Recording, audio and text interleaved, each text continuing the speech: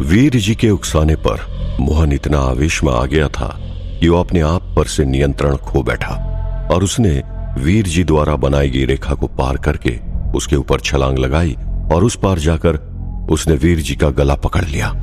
तभी वीर जी हल्के से मुस्कुराया और उसने जोरों से मोहन का गला पकड़ लिया और उसे पीठ पर लात मारकर नीचे गिरा दिया और तुरंत ही अपने हाथ में फरसा प्रकट किया और बोला,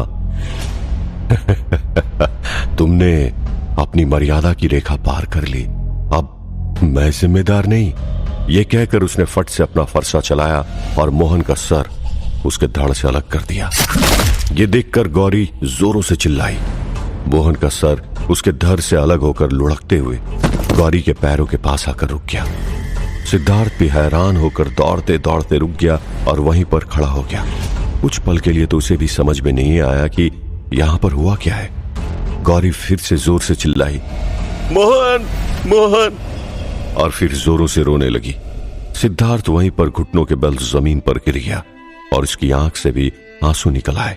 गौरी के चिल्लाने की आवाज सुनकर मोतीबाई बेहोशी की हालत से बाहर आई और होश में आते ही उसने सबसे पहले मोहन का नाम लिया। मोतीबाई की आवाज सुनकर सिद्धार्थ उठकर दौड़ते हुए मोतीबाई के पास गया और वहां पर जाकर मोतीबाई को संभालने लगा। इस तरफ गौरी ने रोते हुए वीर जी को चिल्लाते हुए कहा, अरे पापी, क्या बिगाड़ा था तेरा इसने? क्यों इस मासूम की जान ले ली तूने? किस बात की सजा दे रहा है तू सरपंच काका और उसके परिवार को, इस पूरे गांव को? तेरे पिता ने जो किया था वो भी गलत था और तू जो कर रहा है वो भी गलत है। एक बात कान खोलकर सुन ले, अंत में जो हश्र तुम्हारे बाप का हुआ था वही तुम्हारा भी होगा। ये सुनकर वीर जी जोरों से हंस पड़ा और उसने कहा, अच्छा, कौन करेगा मेरा ये हश्र? तू करेगी? वो बूढ़ा करेगा? या ये तुम्हारा सिद्धार्थ करेगा जो दूसरों के बिना अकेला कुछ नहीं कर सकता? देखो किस तरह कायरों की तरह अभी भी वहां पर अपना मुंह छिपाते हुए बैठा हुआ है। ये सुनकर मोतीबाई ने सिद्धार्थ से पूछा, क्या हुआ सिद्धार्थ? जे गौरी रोग क्या कह रही सी? सिद्धार्थ मोतीबाई के सवाल से हिचकिचाते हुए बोला, वो यूं बस बात ऐसी है कि। तब वीर जी ने पीछे से कहा, मैंने तुम्हारे पोते को उसके पिता और तुम्हारे बेटे के पास भेज दिया। ये सुनकर मोतीबाई एकदम से खड़ी हो गई और हैरान होकर धीरे धीरे अपने घर के आंगन से बाहर आई। सिद्धार्थ धीरे धीरे उनके पीछे आने लगा। मोतीबाई ने वहां पर मोहन को पड़े हुए देखा और उन्होंने कहा, मोहन, अरे मोहन, वहां के लेटा पड़े से? उठ उठ, मैं कहूं से उठ, वहां तेरे मारे पास आ। सिद्धार्थ और गौरी दोनों की आंखों से पानी बहे जा रहे थे। तब वीर जी ने मोतीबाई से कहा, मर गयो थारो छोरो, अबड़ा उठने वाले से, वो देख उसका सर वहां पर पड़ा है। तब मोतीबाई की नजर गौरी के पैरों के पास पड़े हुए मोहन के सर के ऊपर गई और ये देखकर मोतीबाई की आंखों के सामने फिर से अंधेरा छाने लगा। मोतीबाई फिर से नीचे गिरने वाली थी लेकिन सिद्धार्थ ने उसे संभाल लिया। मोतीबाई ने खुद को संभाला और खुद को एकत्रित करते हुए होश में आई और अपने पोती की ऐसी दुर्दशा देखकर जोरों से रोने लगी। उनको रोते हुए देखकर सिद्धार्थ और गौरी भी अपने आप को संभाल नहीं पाए और दोनों भी टूट गए और मोतीबाई के साथ साथ उनका भी मनोबल कुछ वक्त के लिए टूट गया।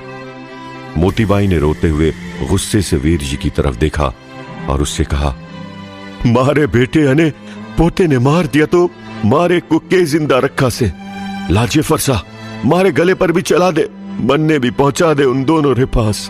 ये कहकर मोतीबाई छाती पीट पीट कर फिर से रोने लगी और रोते हुए बोलने लगी, मारो घर उजड़ गयो।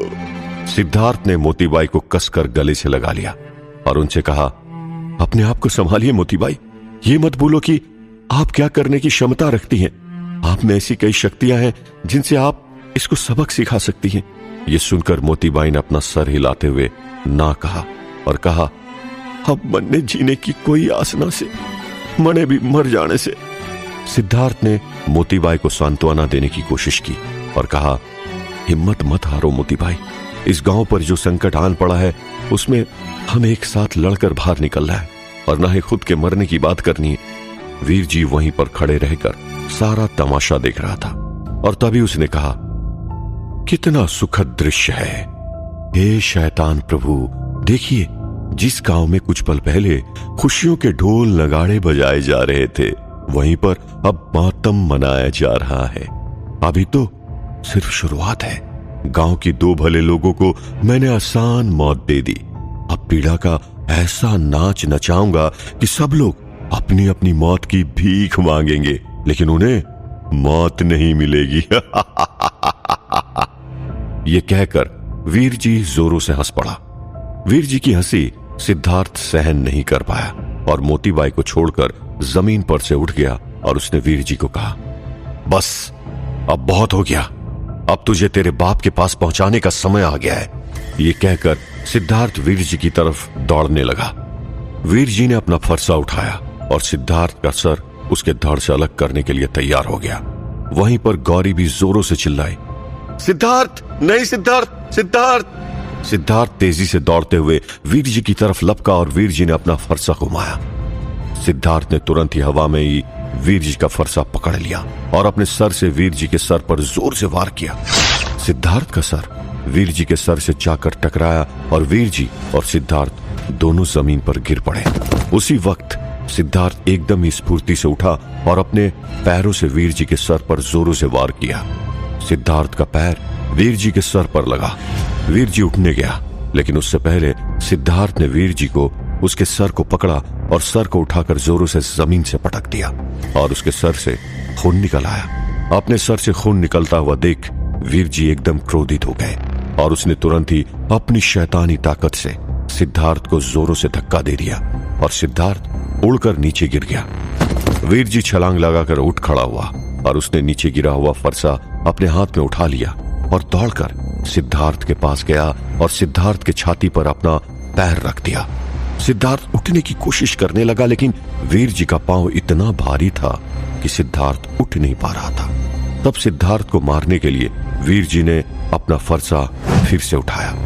गौरी जोर से चिल्लाई और जैसे ही वीर जी ने अपना फरसा सिद्धार्थ के गले पर चलाने ही वाला था कि अचानक वीर जी अपना फरसा आगे नहीं ले पाया, जैसे किसी ने फरसा पीछे से पकड़ रखा हो। वीर जी ने जब पीछे मुड़कर देखा तो उसने देखा कि मोतीबाई ने अपनी मायावी शक्ति से उसके फरसे को पकड़ कर रखा था। जैसे ही वीर जी का ध्यान भट गया, सिद्धार्थ ने तुरंत ही अपनी छाती पर से वीर जी के पैर को धक्का दिया और खुद उठ खड़ा हुआ और उसने वीर जी के मुंह पर जोरों से मुक्का मार दिया। सिद्धार्थ के मुक्के से वीर जी नीचे जमीन पर गिर गया। तभी मोतीबाई ने वीर जी को अपनी मायावी रस्सी से बांध दिया। वीर जी अपने आप को उस मायावी रस्सी से छुड़वाने की कोशिश करने लगा, लेकिन मोतीबाई की मायावी शक्ति काफी प्रबल थी। सिद्धार्थ उसी वक्त गौरी के पास गया और गौरी को उस रस्सी से छुड़वाने की कोशिश करने लगा।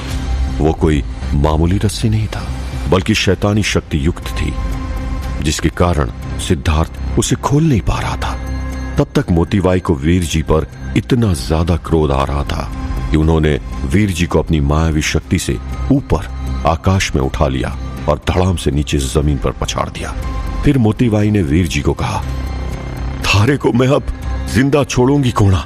ये कहकर मोतीबाई ने फिर से उसे ऊपर आकाश में उछाला और फिर से नीचे जमीन पर पछाड़ने गई। तब तक वीर जी ने अपनी शैतानी शक्ति से अपने आप को उस मायावी रस्सी से आजाद कर दिया। छलांग लगाते हुए सीधा मोतीबाई के सामने आकर खड़ा हो गया। मोतीबाई वीर जी को अचानक से एकदम अपने सामने खड़ा देखकर घबरा गई और वो कुछ कर सके उससे पहले वीर जी ने मोतीबाई को दोनों हाथों से वीर आकाश में उठा लिया। ये देखकर सिद्धार्थ और गौरी जोरों से चिल्लाने लगे। सिद्धार्थ ने तुरंत ही वीर जी से कहा, रुक जाओ वीर जी, मोतीबाई को कुछ मत करो। तुम्हारी दुश्मनी मुझसे है ना, तो मेरे साथ युद्ध करो, लेकिन मोतीबाई को छोड़ दो। ये सुनकर वीर जी जोरों से हंसने लगा और उसने कहा, फिक्र मत करो, मैं इसे मारूंगा नहीं। मैंने कहा था कि अब मैं इतनी आसान मौत और किसी को नहीं दूंगा। तुम्हारे और उस बूढ़े बाबा के साथ साथ ये औरत भी मेरी पिता की हत्या की जिम्मेदार थी, इसलिए इसे मैं इतनी आसान मौत नहीं दूंगा। ये कहकर वीर जी ने छलांग लगाई और मोतीबाई को भी उस बांस की लकड़ियों से बनी हुई दीवार के पास लेकर गया और बाकी गांव वालों की तरह उनके साथ मोतीबाई को भी बांध दिया। अब सिर्फ सिद्धार्थ था जो आजाद था। वीर जी फिर सिद्धार्थ की तरफ मुड़ा और उसको कहा, मैंने सभी को यहां पर इस तरह से बांध दिया, सिर्फ तुम्हें आजाद रखा। इसका कारण जानते हो? सिद्धार्थ ने कोई जवाब नहीं दिया। तब वीर जी ने कहा, तुम्हें नहीं पता तो मैं बता देता हूं तुम्हें।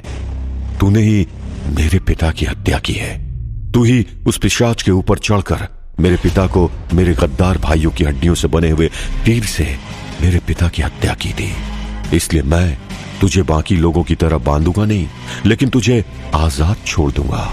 तुम्हारी आंखों के सामने मैं इन गांव वालों को इतनी पीड़ा दूंगा, इतना कष्ट दूंगा कि तू अपनी आंखों के सामने इन सबको तड़प तड़प कर मौत की भीख मांगते हुए देखे। और यही देखकर तुम्हें पीड़ा मिले, तुम्हें कष्ट मिले, और तुम अपनी आंखों के सामने जिस गांव के मसीहा बनने का दम भरते हो, उसी की बर्बादी देखो। यह सुनकर सिद्धार्थ ने कहा, सपने देखना अच्छी बात होता है वीर जी, लेकिन उस सपने को साकार करने की काबिलियत सपने नहीं होते। जो किसी और की बर्बादी का सपना देखता है, उसकी बर्बादी उसी वक्त शुरू हो जाती है। यह सृष्टि का नियम है। और तुम जहां पर अपने जिस पिता की हत्या का बदला लेने आए हो, उसी पिता ने अपनी काली विद्या को सिद्ध करने के लिए तुम्हारी भी बलि चढ़ा दी थी। और तुम्हारे मरने के बाद तुम्हारी लाश तक को तुम्हारे पिता ने काट कर खाया था। अपने जिस पिता की पैरवी तुम यहां पर कर रहे हो ना, उसी आदमी ने तुम्हारी मां को भी मार डाला था। तुम्हारे बड़े भाई को भी उसी ने मार डाला था। और तुम्हारे सबसे छोटे भाई मेघ जी के बेटे को भी उसी आदमी ने अपनी काली विद्या को सिद्ध करने के लिए बलि चढ़ा दिया था। और अगर शैतान ने तुम्हें फिर से जीवित नहीं किया होता, तो तुम ये प्रतिशोध लेने के लिए यहां पर खड़े भी नहीं होते। ये मत भूलो कि शैतान अपना काम करवाने के लिए तुम्हें मोहरा बना रहा है। क्योंकि अगर शैतान के दिल में दया भावना होती, तो तुम्हारे साथ साथ तुम्हारी माता, तुम्हारे बड़े भाई और छोटे भाई के बेटे को फिर से जिंदा करता। लेकिन नहीं, उसने तो सिर्फ तुम्हें जिंदा किया, क्योंकि वो तुम्हें अपना मोहरा बनाना चाहता था, जो उसने बना लिया। धिक्कार है तुम्हें। जिन गांव वालों की रक्षा के लिए तुम्हारे छोटे भाई मेघ जी ने अपने प्राणों की आहुति दे दी, गांव की रक्षा के लिए उन्होंने आग की चादर ओढ़ ली, उसी के बड़े भाई तुम उसी गांव को बर्बाद करना चाहते हो। ये सुनकर वीर जी कुछ पल के लिए मौन रहा, जैसे उसे सिद्धार्थ की बात चुभ गई हो। कुछ पल मौन रहने के बाद वीर जी ने कहा, गद्दार लोगों की तुलना मुझसे मत कर। मैं मेरे पिता का पूरा समर्थन करता हूं। उनकी जगह पर मैं भी होता तो मैं भी शायद यही करता। अपने आप को शक्तिशाली बनाकर सिद्धियां प्राप्त करना अधिकार था उनका। तब सिद्धार्थ ने कहा, तो फिर मेरे गांव की रक्षा करना भी मेरा अधिकार है।